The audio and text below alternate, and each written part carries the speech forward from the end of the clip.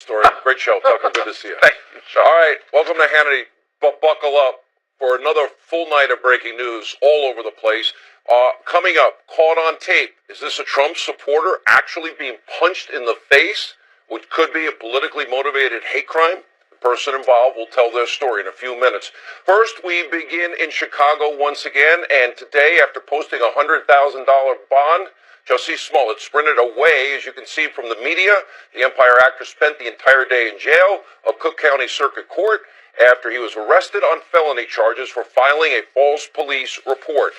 Now, according to prosecutors, Smollett organized an elaborate, poorly executed hate crime hoax, leaving a massive trail of evidence. Take a look. Smollett stated that he wanted them to appear to attack him on the evening of January 28, 2019, near his apartment building. Defendant Smollett further detailed that he wanted Abel to attack him, but not hurt him too badly, and to give him a chance to appear to fight back. Defendant Smollett also included that he wanted Ola to place a rope around his neck, pour gasoline on him, and yell, "This is MAGA country." Smollett provided Abel with a $100 bill to purchase the rope, gasoline, ski masks, gloves, and the red baseball caps, which resemble the ones that say, "Make America Great Again." All right, that same prosecutor saying that Smollett paid two brothers to stage this attack. They even rehearsed it with a check. Paid with a check. Kind of like Jerry Springer. Pretty brilliant. Now, phone records show the actor called them before and immediately after the incident. Another brilliant move. And texts show the trio coordinating the alleged hoax. Other texts revealing that one of the brothers even sold designer drugs to Smollett. And police are now saying that Smollett likely scratched his own face to make the attack more believable. By the way, that kind of takes hating Trump psychosis to a whole new level. All occurring, of course, after Smollett allegedly sent himself a threatening racist letter containing a white powdery substance. Another genius move. We have forensics. Now, if this is all true, if this turns out to be true, nothing funny about it. Smollett wasted precious law enforcement resources in a city that has been racked with real violent crime for many, many years now. A city where young people and even women or children are shot. People are murdered every single week in Chicago, lots of them. It also appears that he used his celebrity status and raised to smear and slander the people of Chicago, Trump supporters everywhere, and according to police, he did it for attention, sympathy, and because he was unhappy with his seven-figure salary. Now, the judge called these alleged actions despicable. The Chicago police superintendent, Eddie Johnson's his name, rightly outraged. This was one of the single most powerful press conferences I have ever watched. Take a look. This announcement today recognizes that Empire actor Jussie Smollett took advantage of the pain and anger of racism to promote his career. Why would anyone, especially an African-American man, use the symbolism of a noose to make false accusations? How could someone look at the hatred and suffering associated with that symbol and see an opportunity to manipulate that symbol to further his own public profile? Bogus police reports cause real harm. They do harm to every legitimate victim who's in need of support by police and investigators, as well as the citizens of this city. It was a powerful press conference by the police superintendent. Now, it was just 1 week ago that Smollett went on Good Morning America for an interview with Robin Roberts. This is what he said to her. Let's take a look.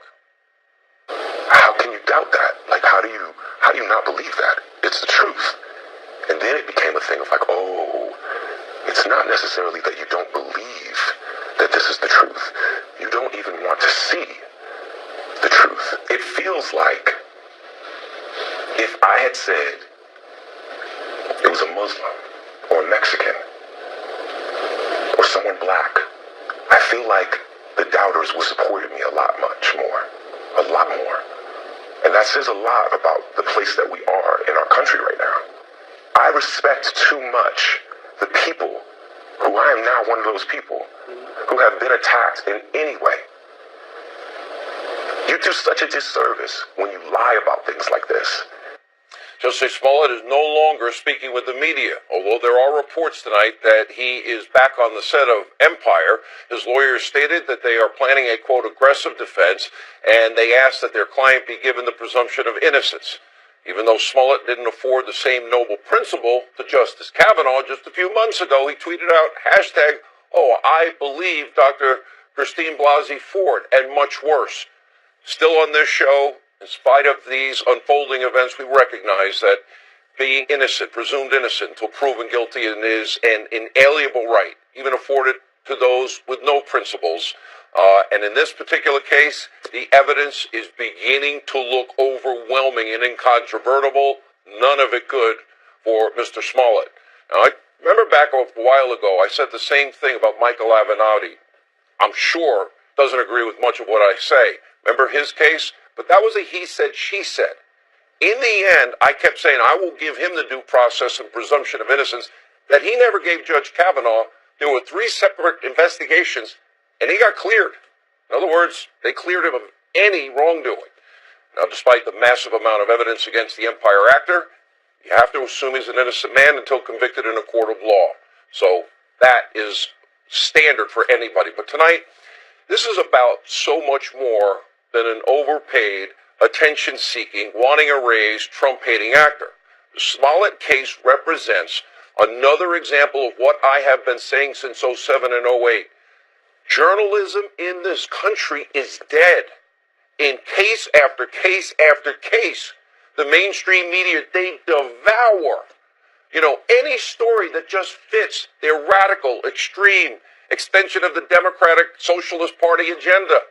If it advances the narrative that Donald Trump is evil and his supporters are bad and America is scary and racist and sexist, homophobic, xenophobic, Islamophobic, the media mob will shift into full gear without performing any due diligence, without even picking up the telephone, without any kind of investigation, not even 5 minutes worth. Look at what they did to this 16-year-old Covington High School student, and of a 15-second blurb, they accused him of being a racist. They went out, they harassed him, accused him of assaulting a 65-year-old activist and getting in his face. They tried to ruin this kid's life. Slander, smearing, besmirching, character assassination. They accused Justice Kavanaugh of gang rape. Every other weekend, he and his friends were drugging teenage girls and literally, lining up in the hall for these gang rapes that nobody ever reported. And, of course, they tried to ruin his life, tried to call him an alcoholic. We know how that ended. He's now a Supreme Court justice. Remember, they falsely accused UVA students of rape. Remember the Duke lacrosse players? They accused them of rape. 80-some-odd professors at Duke bought the story hook, line, and sinker without any evidence. And it turns out I actually went to meet some of the family members, some of the kids, doing my own due diligence. Now, they falsely accused Darren Wilson. Remember him? He used to be a police officer. His career's over.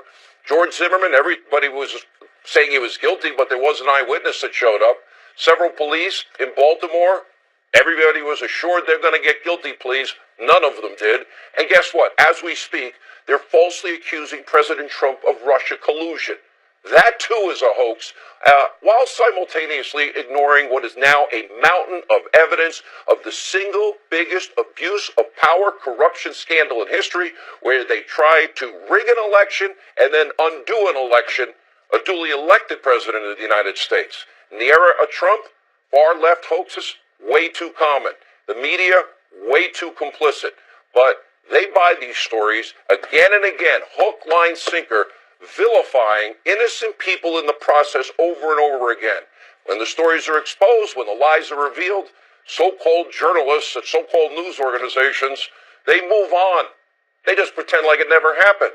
Well, like NBC News, they were talking all about this till this started happening. They were all over the Jesse Smollett story.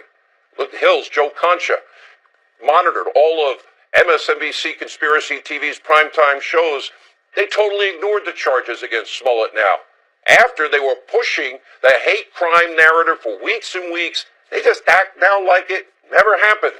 NBC News, prominent Democrats, they employ the same tactic. Far-left presidential frontrunner Kamala Harris, just like Cory Booker, calling the Smollett incident a modern-day lynching. Today, after a meeting with the Reverend Al Sharpton, she totally ignored any questions about Smollett. Take a listen. Senator, can you tell us something about Justice Smollett? Senator, can you comment on Smollett's case? Can you give us details of Justice Smollett too early? How's it feel to be in Harlem? Reverend? Is this bad for the party? Mom, what do you think about Justice Smollett? Did you jump into the smoking gun defense too early? Comment on the Smollett case? Now, Senator Harris has since put out a statement saying that she's sad, all while taking a veiled shot, of course, at President Trump. That never stops. Meanwhile, fake news CNN has just discovered something called due process. They're now urging all of us not to rush to judgment, which is a joke. This after running wild with speculation about the so-called Smollett attack. Interesting timing. Take a look. This is a Jackie Robinson against homophobia in the black community, an icon, a beloved icon, and now you have the fall of an icon at a time when we need icons, when we need heroes, when we need people who stand up. So the level of betrayal, if this is true, Yes. is so deep. You can see it in your voice. You can see it in your face. It's almost hard to get the words out because of how beloved he has been. We still don't know everything. And I don't want to see us rush to judgment on this side, rush to judgment on that side, condemn this, condemn that. That's the part of the thing we've been talking about, is that we're now in this cycle where everybody's got to have an instant, complete opinion every 15 seconds. Yeah. I don't want to do that. Isn't that the same guy that said on election night, this is a white lash? Well, you should tell that to all of his colleagues who are constantly pushing fake news so long as it fits their hate Trump mob mentality media. Listen to radio talk show host Rush Limbaugh today. He summarized the state of the media pitch perfect. Take a look. The left is nothing but phony hate crimes, phony alleged hate crimes, phony charges, made-up stories. They know these things probably aren't true, but they want them to be, and that's why they report them as true. They think this is what America is. In the mind of the American left, these crimes are happening everywhere. Even if the Smollett case isn't real, it's real elsewhere, and we must raise consciousness. The media is signing on to it. The celebrities are signing on. Presidential candidates are signing on to it and tweeting what a rotten place America is because of it. Now, Rush is right. The mob's disgusting bias, it is obvious, both from what they obsess over and what they choose to sweep under the rug. For example, on Tuesday, pro-Trump activists recruiting students for the conservative group Turning Point USA was violently assaulted at UC Berkeley. Watch this. I don't give a you're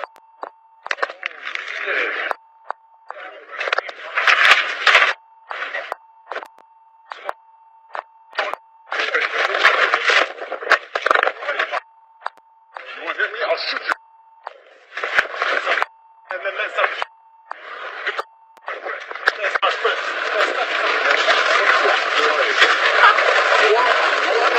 I'm with you. Yeah. On this fight, I'm with you.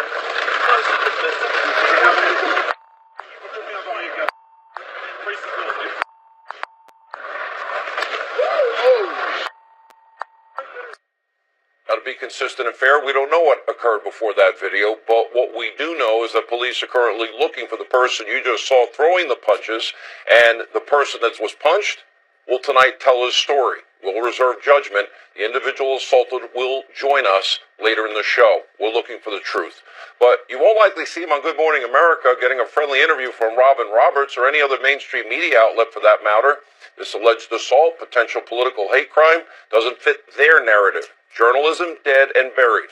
First, more on our top story tonight. Joining us live from Chicago and our affiliate, WFLD Fox 32 reporter, Raffer Weigel.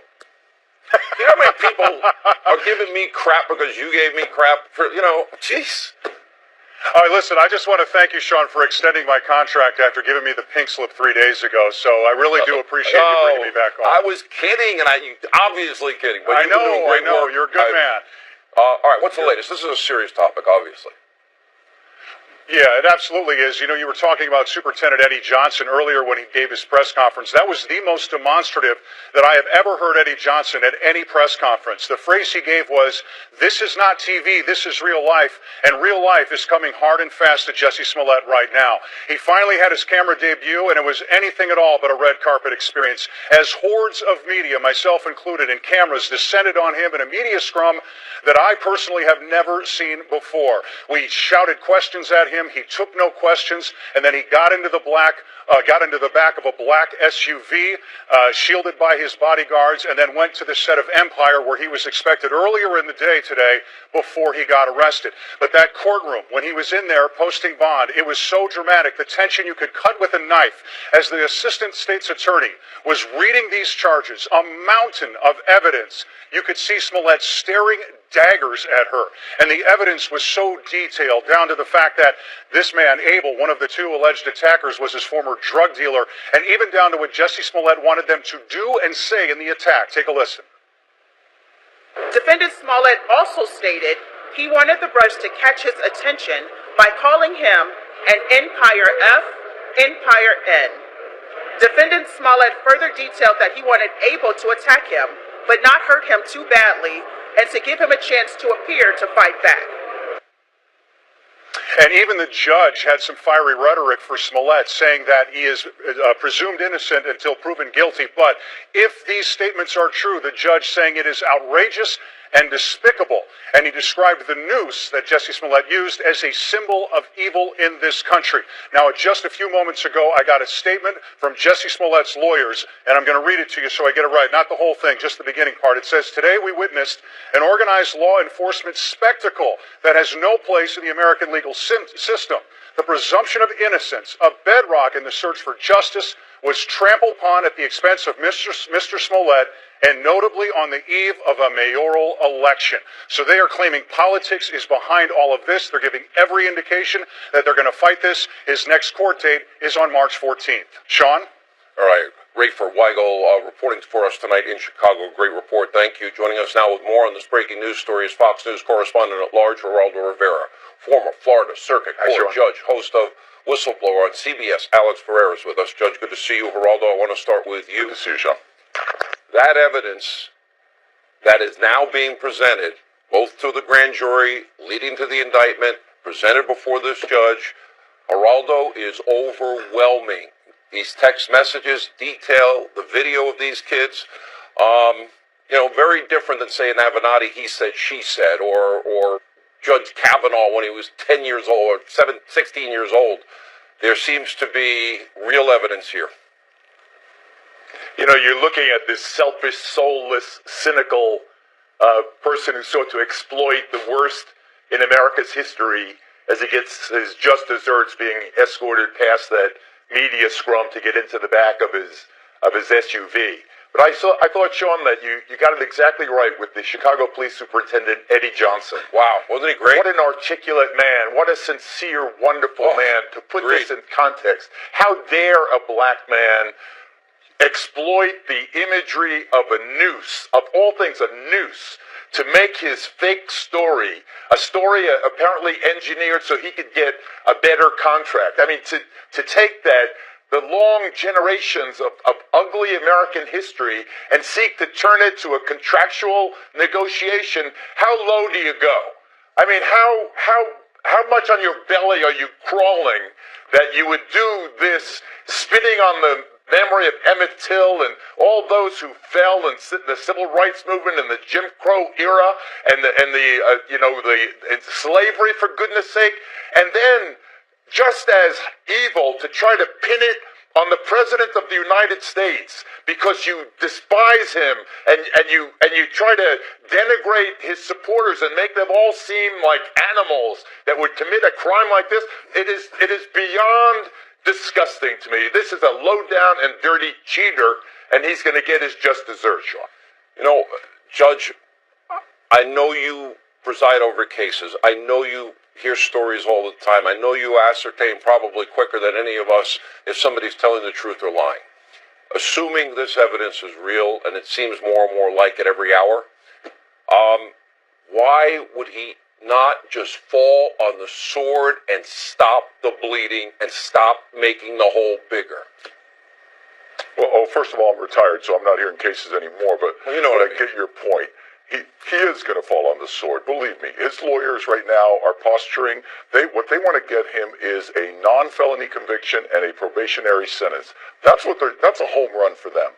And there are plenty of reasons why a judge would go along with something like that on a typical case. In this case, I think there are plenty of reasons why a judge would send him to jail. First of all, he did lie to the police before when he was arrested a while back. He pretended to be his brother. Never mind who does that, who gives their brother's name and throws him under the bus. But secondly, what kind of criminal thinks they're going to get away with it when the police arrest you, fingerprint you, and photograph you, and they know which body committed this crime?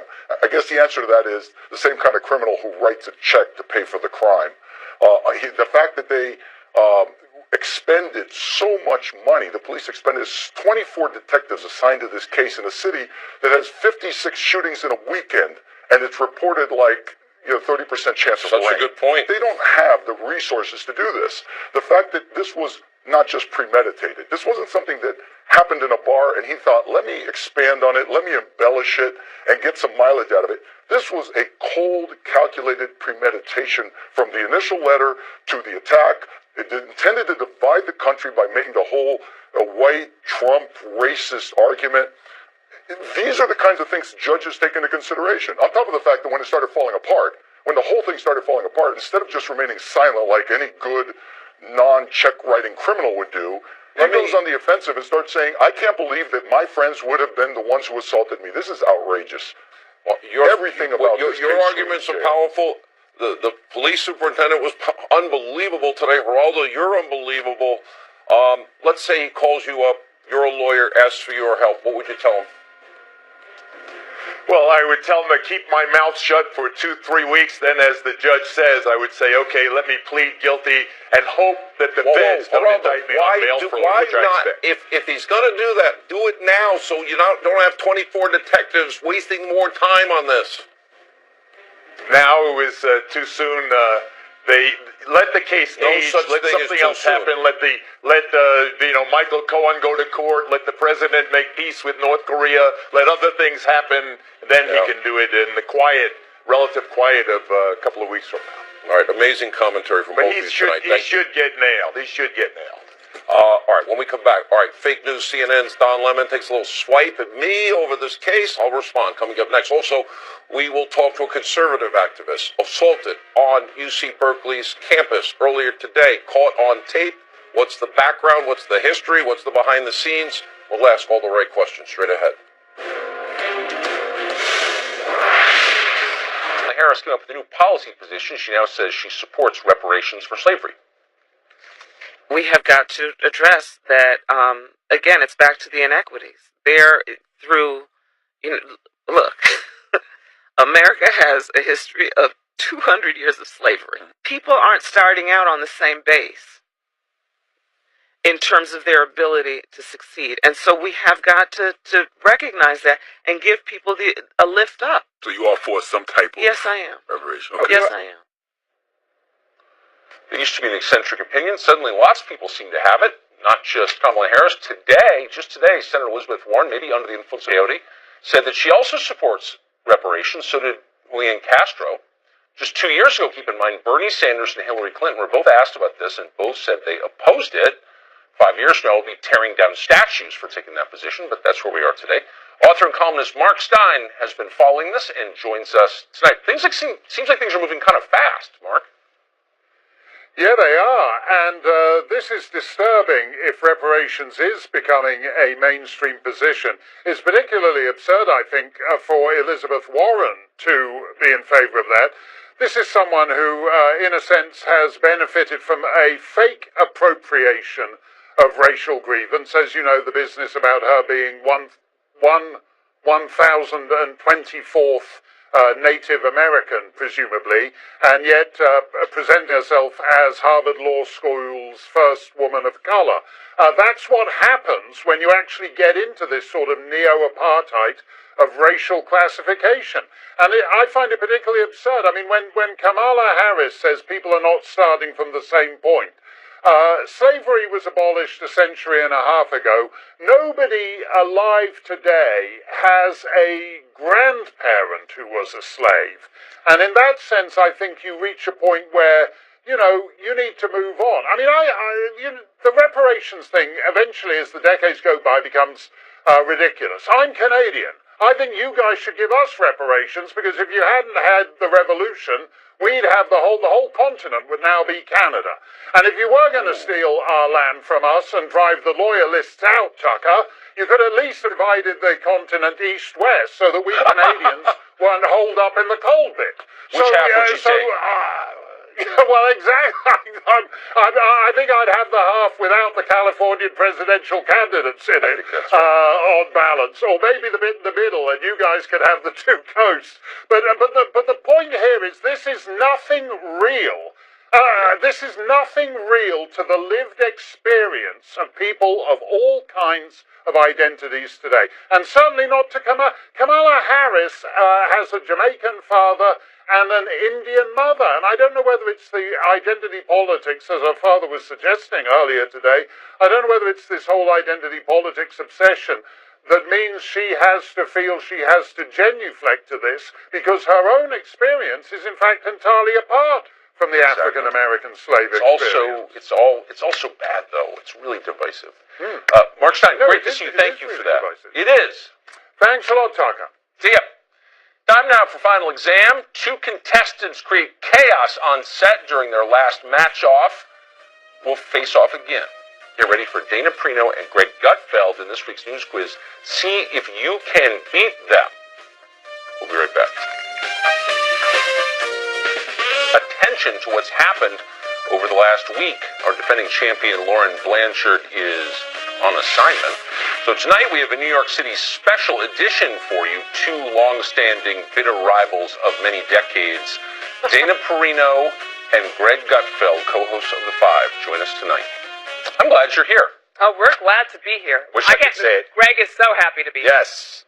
Bitter Right now rivals I'd might be a little eating strong. ribs, Tucker. I'd be eating ribs and drinking wine and watching a rerun of Friends. We're going to see if that Actually, he kind of watches your show preparation every night. serves you Don't think well. that he doesn't. I mean, so I think if you were to ask our audience, who's done more prep work for this segment?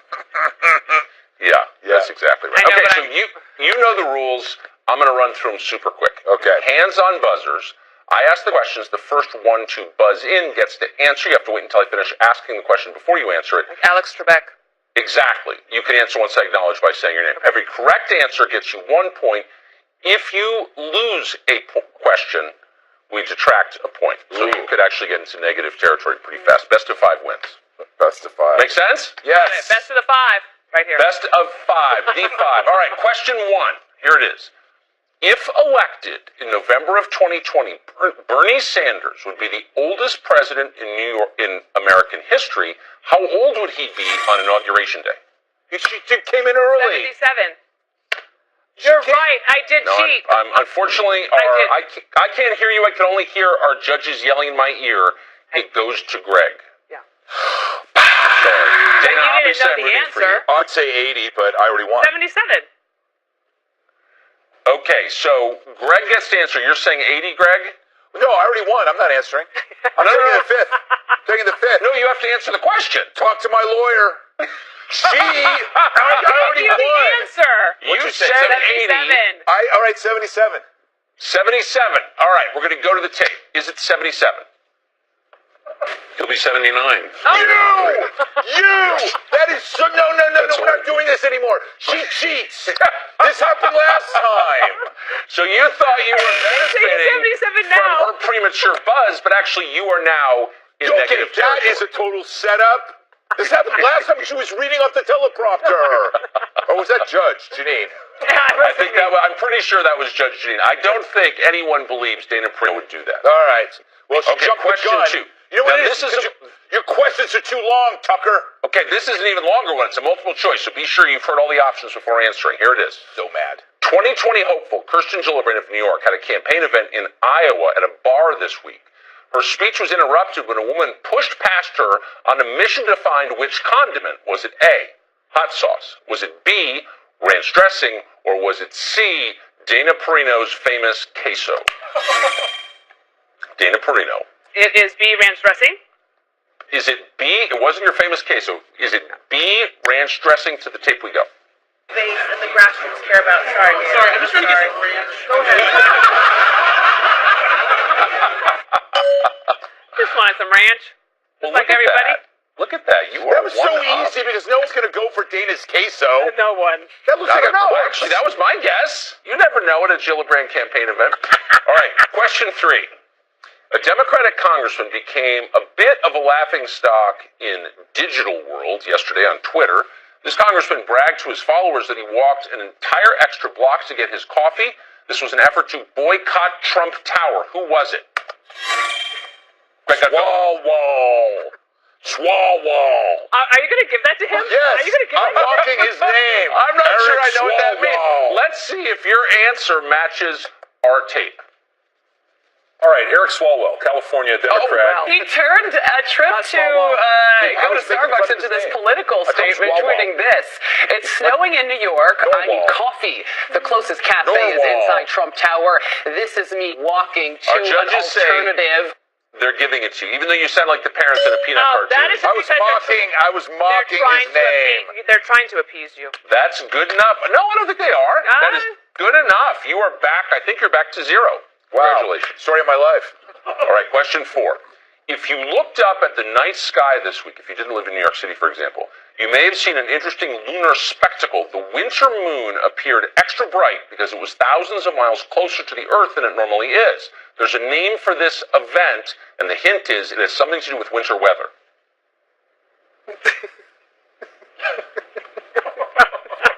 Okay, if you were to look outside your apartment... I don't do that.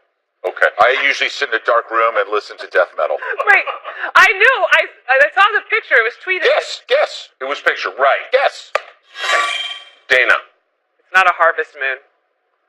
The lunar moon. She said harvest moon. What do you? No, she said it's not a harvest moon. What is your answer? I don't know. I said lunar moon, but it doesn't make any sense because Lunar moon. That would be redundant, but it might still be the answer. We'll find out. Zero. A super snow moon. TJ is wrapped watching this. It's called super, TJ, because the moon is at its closest to Earth right now, and it's full.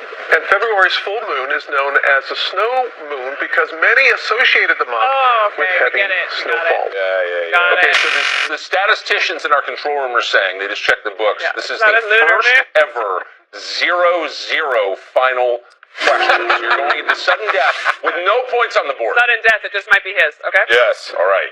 So here's the final question. This is a multiple choice. You have to wait till I finish asking it.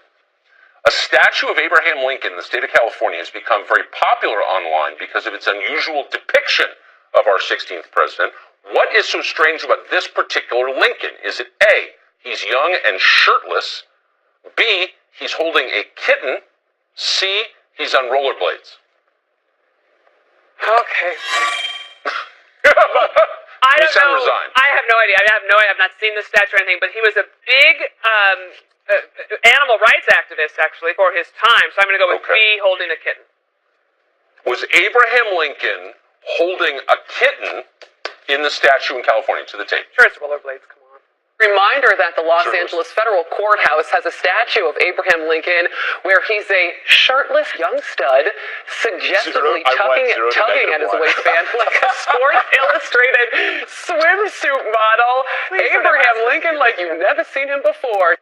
I really don't think you should ever be asked to do So this I again. won with the score of 0, Tucker. I'm not even sure what to say. My mouth is open. This is the lowest score ever recorded in the history, We are little history people, of the show. and we have little scores. Yeah, we have little scores. Yes. Yes. Greg so embarrassed. You win with 0, and next time I see you, I will award you our Eric Wempel. But I can't believe you guys gave him Eric Swalwell. That is not his name. Oh, come on. You are going to talk about this for the end of time. Well, that may be how it's pronounced. What do I know? I'm not. You have him on your show all He's the our next time. president. I watch your show. And He's our next president. It's unbelievable. Thank you. You've entered the history books. Yes. Congratulations to you both. Thank you. We're very honored. Thank you, Tucker, if that's your real name. Congratulations. That's it for this week's final exam, if you can call it that. Pay attention to the news each week. Tune in Thursdays to see if you can beat our pros. Hint, yes, you can. We'll be right back. be an apology to this city that he smeared,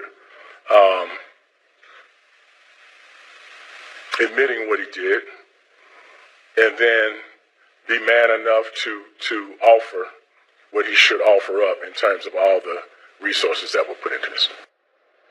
So as journalists and politicians raced to see who could say the most embarrassingly credulous things about Jussie Smollett's obvious hate hoax, the police did their jobs.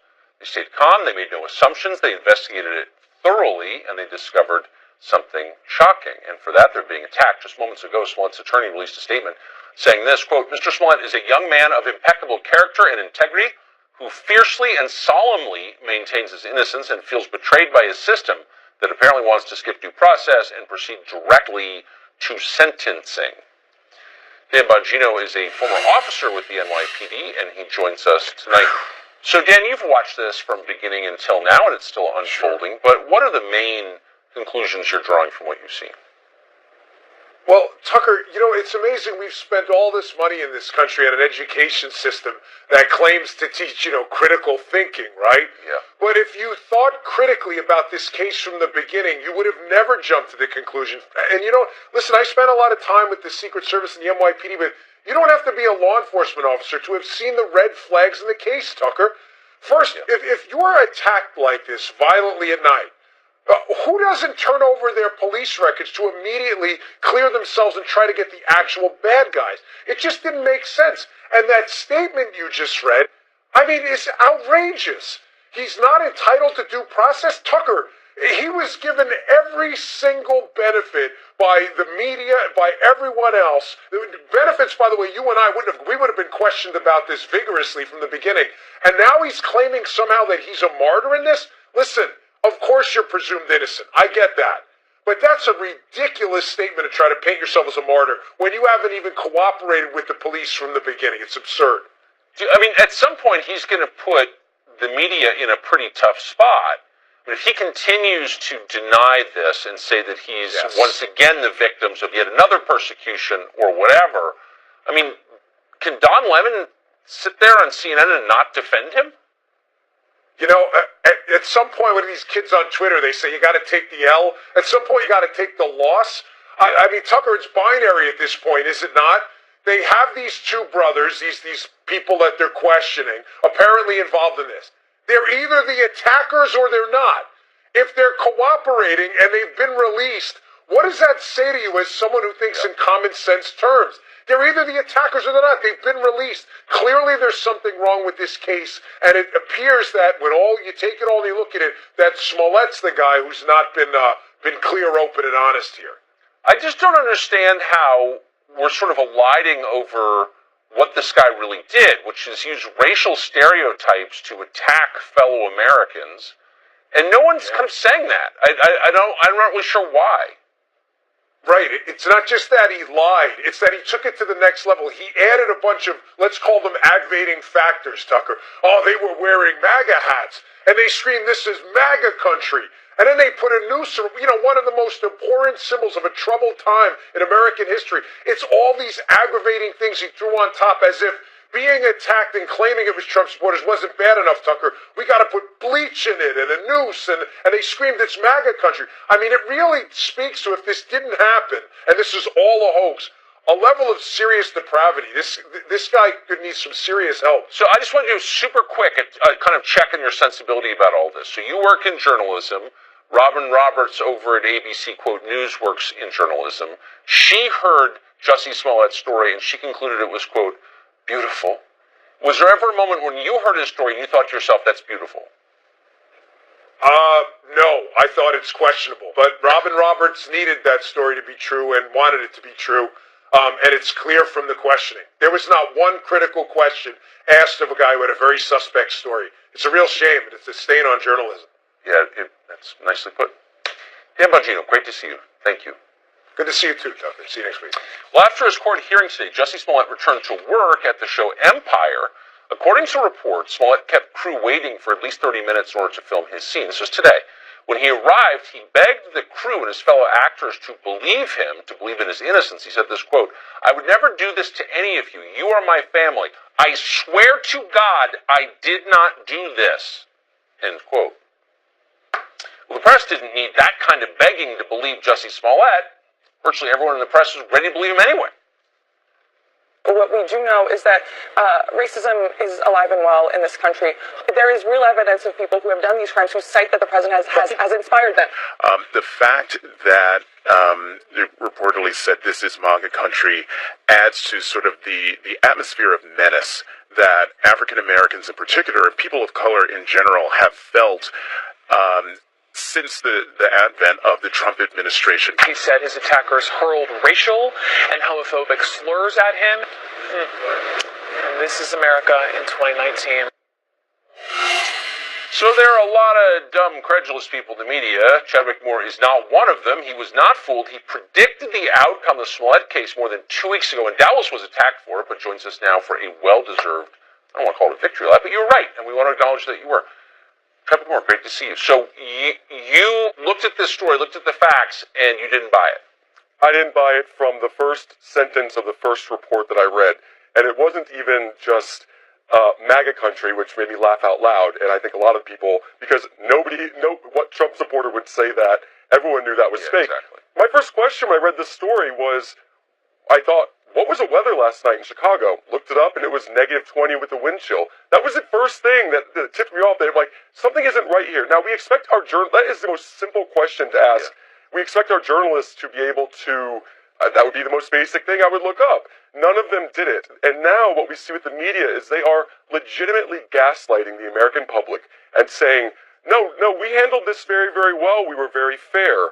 They're saying a lot of celebrities and activists on Twitter ran with it, and you're confusing us with them. No, you can certifiably look up Washington Post, ABC News, NBC News, the Associated Press, The Guardian. You can go on forever. They all ran with the story. They all never said alleged attack. They never said claims. They said he was definitively attacked. Now they're circling their wagons, and now they are defending one another. I've never seen a journalist ever have true remorse, ever go through a period of, or very rarely, a period of self-reflection. And we're not going to see it here.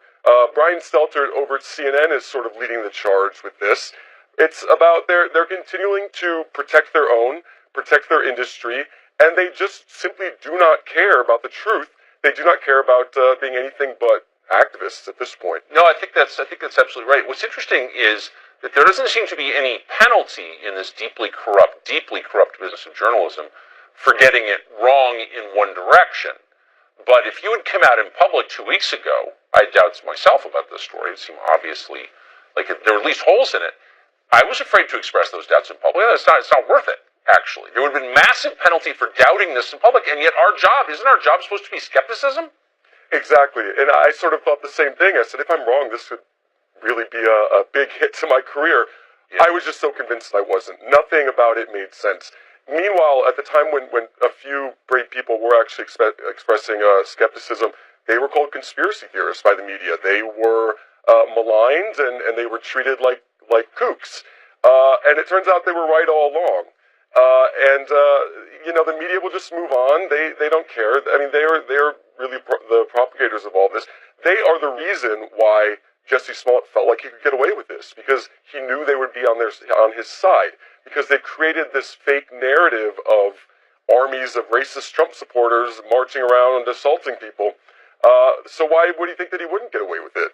No, it's a good point. And you of all people know what it's like to be inside journalism and take a view that is not considered acceptable. You came out in favor of Donald Trump and had people basically try to destroy your life. Exactly, and that a lot of happened. We just saw recently that reporter, I believe she was from CBS News, who came out and Laura Logan. Yes, that's right, and deflected. And there was another case recently. It's so rare to see this, but another case, I believe it was an NPR chief who did a similar thing. It's almost like when these journalists actually seek out the truth and actually try to get to know these boogeymen, Trump supporters, they almost seem to always deflect afterwards, and they sort of tend to see the horrors that are happening in their industry. Journalists they couldn't be more disconnected. I think that the Democrat politicians who ran with this story from day one are genuinely corrupt, and they're smart enough to see the holes in it. That's for sure. Yeah, and the journalists who ran with it, some I'm sure, but I think it was mainly a case of profound stupidity. And well, that's not reassuring. You know why? It's because all the smart kids go into finance. I don't think any our homegrown geniuses are rushing to the New York Times anymore. Javik Moore, great to see you. Always a pleasure. Thank you.